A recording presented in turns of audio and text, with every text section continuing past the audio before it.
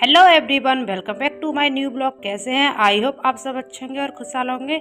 तो गाइस, ये ब्लॉग है मॉर्निंग का और मैंने आज थोड़ा काम लेट स्टार्ट किया है क्योंकि बच्चों के अभी विंटर वेकेशन स्टार्ट हो गए हैं, तो इस वजह से थोड़ा सुबह उठने में लेट हो गए थे। तो यहाँ पे बच्चों को मैं नाश्ता पानी करा दिया था और बच्चे अभी बाहर खेल रहे हैं क्योंकि बच्चे भले ही सर्दी हो लेकिन ये तो रुकते नहीं है घर से, चाहे कितना भी डांटो। तो यहाँ पे बच्चे को, जब बच्चे अपना बाहर निकल गए तो उसके बाद मैंने सोचा आज बच्चों को जब स्कूल होता है कि दोपहर में लाने के लिए जाना पड़ता है तो लिमिट का ही अपना जो होता है टाइम, तो उसमें वही सारा काम करना पड़ता है। लेकिन अब ऐसा नहीं है, बच्चों की छुट्टी है तो आज मैं बस ऐसे ही न्यू ईयर आने वाली है तो सोचा कुछ सफाई कर ली जाए। तो यहाँ वैसे किचन काउंटर ऊपर साफ़ होता रहता है लेकिन नीचे ये जो स्लैब है तो इसको डेली साफ़ नहीं हो पाती थी क्योंकि यहाँ सामान रखा रहता है। तो इस वजह से आज मैंने यहाँ की स्लैब खाली करके नीचे से सिलेंडर वगैरह सारा निकाल के फिर मैं इसको साफ़ कर दूंगी। और यहाँ पे कोने पे जहाँ सिलेंडर रखा रहता है तो कभी कभार होती है किचन में धुलती है तो पानी चला जाता तो वहाँ पे भी जंग के दाग आ गए, तो उसको भी साफ़ कर दूंगी। उससे पहले मैंने यहाँ झाड़ू लगा लिया अच्छे से और सारा कूड़ा बाहर निकाल दिया है। उसके बाद अगर पानी का काम होगा तो ये कूड़ा चिपकेगा। तो यहाँ पे गाइस, ये वीडियो एडिटिंग में थोड़ी प्रॉब्लम हो रही थी तो आज आप लोग के साथ दो नई रेसिपी भी शेयर करूँगी, थोड़े विंटर स्पेशल है तो आप लोग ब्लॉग में आगे तक बने रहिएगा। फिलहाल पहले मैं किचन यहाँ पे साफ़ कर लेती हूँ और उसके बाद ही आगे काम करूँगी। और खैर बच्चे तो बाहर खेले हैं लेकिन टाइम भी कम है तो इस वजह से मैंने यही कोई प्रॉपर कोई ब्लॉग नहीं बनाया, बस यहाँ किचन क्लीनिंग की थी। उसके बाद मुझे दोपहर का खाना तो बनाना ही था क्योंकि हस्बैंड का तो टाइम से ही खाना जाएगा शॉप पर, तो इस वजह से मैंने फिर कोई ब्लॉग नहीं बनाया था। तो यहाँ पे फ़िलहाल मैं ये किचन साफ़ कर रही हूँ और ये किचन में ये क्लीनर है तो वो मैंने डाल दिया था तो उससे पत्थर ही अच्छे से साफ़ हो जाता है। तो यहाँ क्लीनर से मैंने साफ़ कर लिया था। उसके बाद मैंने सादा पानी से साफ़ करके वाइपर से साफ़ कर दूँगी। उसके बाद मैं पोछा लगा दूँगी। और वैसे भी ये किचन में ऊपर वाला स्लिप तो डेली ही साफ़ होता रहता है लेकिन ये रह ही जाता था तो थोड़ा टाइम भी लग गया था इसको साफ़ करने में। तो यहाँ पे मैंने ये अच्छे से साफ़ कर लिया है और उसके बाद मैंने एक बार फिर से पोंछ दिया है ताकि पानी नहीं गिरे क्योंकि मुझे सिलेंडर भी यहाँ रखना है। किचन फैली हुई रहेगी तो काम आगे का हो नहीं पाएगा, तो इस वजह से मैंने पोंछ दिया था या सूखा ही पोंछा था बिल्कुल। तो अब सिलेंडर को भी उसकी जगह पे अरेंज कर दिया है और उसके बाद ये जो आटा का डिब्बा है और जो जहाँ सामान रखा था तो उसको बस एक बार कपड़े से पोंछती जाऊंगी और साफ़ करती जाऊंगी। और इनमें तो वैसे भी डेली हाथ लगता ही रहता है तो ये ज़्यादा गंदे भी नहीं थे डिब्बे, लेकिन एक बार फिर से आज मैंने ऐसे साफ़ कर दिया। और उसके बाद फिर मैंने जैसे बताया कोई रूटीन मैंने नहीं बनाया था तो ऐसे ही करके मैंने ये सारा साफ़ कर लिया। और आज आप लोग के साथ तो एक नई रेसिपी शेयर करेंगे जो अगर बच्चों को बच्चों बुजुर्ग को किसी को भी सर्दी हो जाए तो आप लोग उसको टेस्ट के साथ खा भी सकते हो और जो खांसी में बहुत आराम देती है। तो इसलिए आज का ब्लॉग आप लोग पूरा देखिएगा। तो यहाँ पे ये नीचे जो सिंक के नीचे तो यहाँ कुछ पाइप लीक होता रहता है तो पानी टपकता रहता है तो वहाँ भी यहाँ जो दाग लगे हुए हैं तो उनको भी मैं ऐसे क्लीनर से साफ़ कर दूँगी।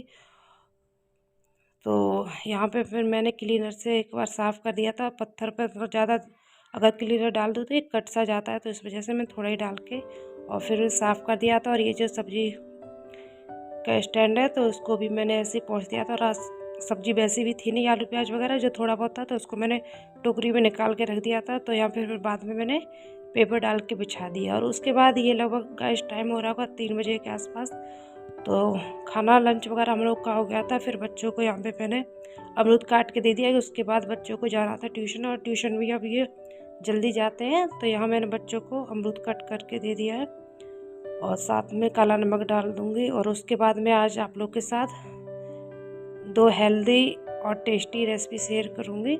तो फिलहाल पहले बच्चों को मैं अमरूद दे देती हूँ। चलिए शुरुआत करते हैं अपने नई रेसिपी की। तो यहाँ पे जो पहली रेसिपी बनेगी तो उसमें अदरक का यूज होगा और ये सर्दी जुकाम और खांसी सब में आराम करती है। तो यहाँ पे अदरक को बिल्कुल स्लो गैस पे लगभग 4-5 मिनट में भूनना है। और अगर तेज़ आंच पे भूनोगे तो ऊपर से तो दिखने में लगेगी कि भुन गई है लेकिन अंदर से कच्ची रह जाती है, इसलिए स्लो गैस पे आराम से भूनना है और लगभग 2-4 मिनट में अच्छे से ये भुन भी जाएगी। तो जब भुनने गई तो उसके बाद ये जो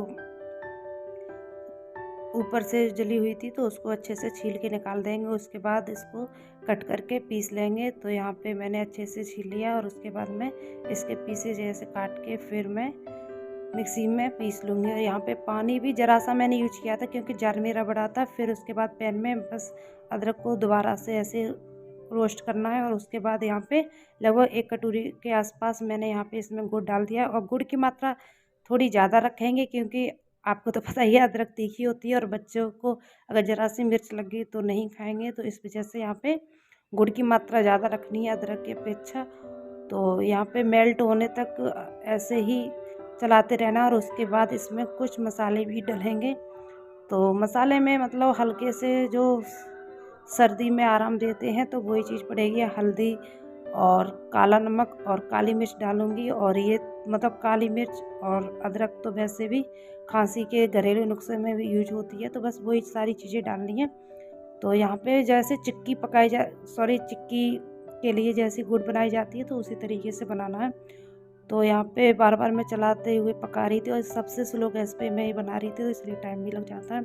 तो बार बार चेक करके पानी में देखना पड़ रहा था। जैसे चिक्की बनाते उस टाइम ये गुड़ टूटने लगती है, सेम वही प्रोसेस करना था। तो यहाँ पे मैं वही ऐसे चलाते हुए पकाती जा रही हूँ और लास्ट में कटोरी में डाल के देख भी लिया है। तो यहाँ पे अभी ये खिंच रही है तो थोड़ी देर और पकाऊंगी और उसके बाद फिर गैस फ्लेम बंद करके फिर आगे की तैयारी करूँगी। तो यहाँ पे मैंने थाली को उल्टा कर लिया है लेकिन इस पर कोई मैंने घी वगैरह नहीं लगाया, बस ऐसे ही मैंने इस पर गुड़ पलट दिया और इस पर डाल के ऐसे चलाती रहूँगी और ठंडी हो जाएगी। वैसे तो मैंने सोचा बच्चों की जैसे टॉफ़ी बनती है उस तरीके से बना दूँगी, स्लाइम सी बन के खींच के बन जाएगी। लेकिन गुड़ काफ़ी गर्म थी तो इस वजह से मैंने हाथ से ही पेड़ा बना दिए हैं। जैसे कि मथुरा के पेड़ा बनते हैं सेम उसी तरीके से दिख रहे थे।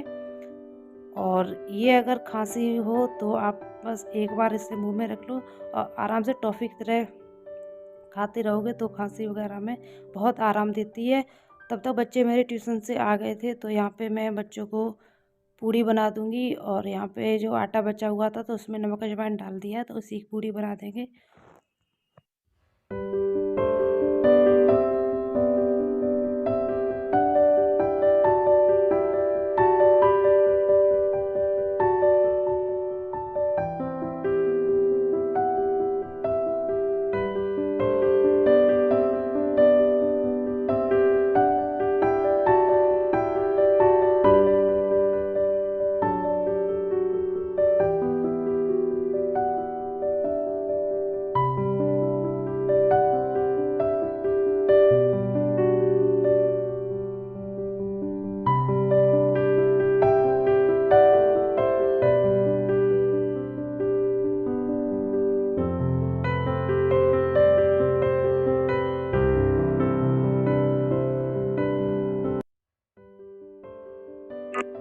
चलिए बच्चों को भी खाना दे दिया। अब उसके बाद करते हैं विंटर स्पेशल स्नैक्स की तैयारी। तो यहाँ पे गुड़ को मैंने गर्म पानी में भिगो लिया था। उसके बाद ये बाजरा काटा लिया है, इसमें डाल दिया मैंने देसी तिल। तो इस वजह से इसका कलर थोड़ा तिल का चेंज लग रहा है, वाइट और ब्लैक नहीं है, ये मिक्स कलर होता है इसका। और इसको मैंने धुल लिया था, अगर आप लोग चाहो तो बिना धुले यूज कर सकते हो। तो यहाँ पे मैं रेसिपी डिटेल में आप लोग के साथ शेयर कर रही हूँ। तो आप लोग इसको पूरे अच्छी तरीके से देखिएगा। तो यहाँ पे मैंने ये जो गुड़ का पानी है तो इसको मैं थोड़ा थोड़ा डाल के और एक डो बना लूँगी। और पूरे आटे का नहीं बनाऊँगी क्योंकि अगर एक साथ सारा आटा बना ले तो उसके फिर डो के जो ये पूरी हैं टिकिया तो फटने लगती हैं। तो इस वजह से इसको मैं आधे आधे आटे में मिक्स करके डो बना लूँगी। फिर उसके बाद मैंने अच्छे से ये जैसे बाजरा के आटा की रोटी बनाई जाती है सेम उसी तरीके से यहाँ डो को तैयार किया है। और उसके बाद फिर मैं यहाँ छोटी छोटी मैंने टिकिया बना ली है हाथ से। और ये देखो ऐसे बिल्कुल अच्छे से बन गई और ये डो मेरा परफेक्ट बना था। और तो यहाँ पे बस मैं डीप फ्राई कर लूँगी। और रिफाइंड ऑयल मैंने यूज किया है और कोई भी मतलब ऑयल यूज कर सकते हैं, यहाँ पे फ़िलहाल मैंने रिफाइंड यूज किया था। और ये विंटर स्पेशल स्नैक्स है तो ये तो विंटर में एक बार बनाना बनता ही है। तो यहाँ पे मैंने स्लो गैस पे आराम से अच्छे से मैंने इसको फ्राई किया और ये बिल्कुल क्रिस्पी जैसे कुकीज़ बनती है सेम उसी तरीके से बन गया। तो यहाँ बच्चों को मैंने पहली बार दिया था, लेकिन बच्चों ने भी बड़े मन से खाया। तो अगर आप लोगों ने कभी नहीं बनाया तो इससे भी आप ट्राई कर सकते हो। और ये भी विंटर स्पेशल स्नैक्स अच्छा और हेल्दी होता है। बाजरा के आटा के तो पता ही है कितना हेल्दी है। तो यहाँ पे मैं बस ऐसे एक-एक करके मैं सारी टिक्कियाँ बना लूँगी और गोल्डन फ्राई तक अच्छे से भूनूँगी। तो ये मेरी टिक्कियाँ रेडी हो गई। तो इसी के साथ आज का ब्लॉग एंड करते हैं। मिलते हैं नेक्स्ट ब्लॉग में, तब तक के लिए bye bye and thank you.